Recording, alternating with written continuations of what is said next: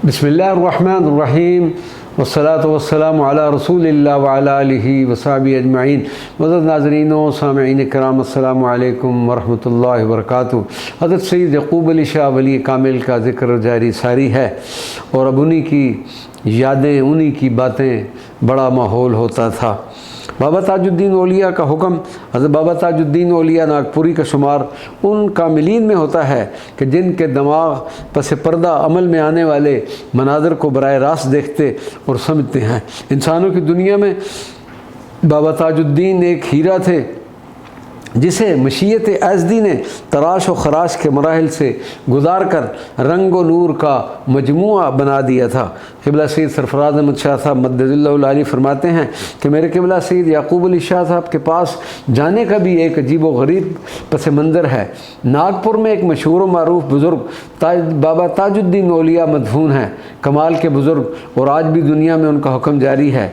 एक दफ़ा का ज़िक्र है कि मेरा कोई काम फंसा हुआ था, मैं इशा की नमाज और तस्बीहात से फारिग होकर जाए नमाज पर बैठा हुआ था। रात के कोई 1-1:30 बजे का वक्त होगा कि बाबा ताजुद्दीन औलिया तशरीफ़ ले आए। मेरे मुर्शद हज़रत सैयद याक़ूब अली शाह की शबी मुबारक दिखाकर फरमाने लगे कि इनके पास चले जाओ। मैंने दिल में सोचा कि ये बुज़ुर्ग तो जल्दी नाराज़ हो जाते हैं, इनके पास नहीं जाता। अगले दिन फिर बाबा ताजुद्दीन औलिया तशरीफ़ ले आए और फरमाने लगे कि इनके पास चले जाओ तो तुम्हारा काम हो जाएगा। फिर भी मैं नहीं गया। तीसरे दिन आपने फिर कर्म नवादी फरमाई, तशरीफ़ ले आए और मुर्शिद की शक्ल दिखाकर फरमाने लगे कि उनके पास जाकर दुआ के लिए कहो, अगर ये दुआ कर देंगे तो तुम्हारा काम हो जाएगा। हज़रत बाबा ताजुद्दीन औलिया नागपुरी के मुबारक हुक्म पर सैयद याक़ूब अली शाह की खिदमत में एक तवील अरसे के वक्फ़े के बाद हाज़िर हुआ। मुझे देखकर फरमाने लगे, कहो कैसे आए हो? मैंने जवाब दिया, बस सलाम करने आया हूँ, लेकिन असल बात न बताई।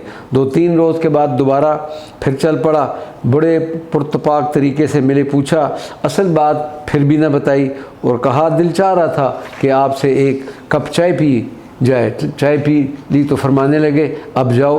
2-4 दिन के बाद फिर आपकी खिदमत में हाज़िर हुआ, लेकिन इस बार मुर्शिद करीम ख़ुद ही पूछने लगे, मियाँ तुम बार बार क्यों आ रहे हो? क्या तुम्हें मुझसे कोई काम है?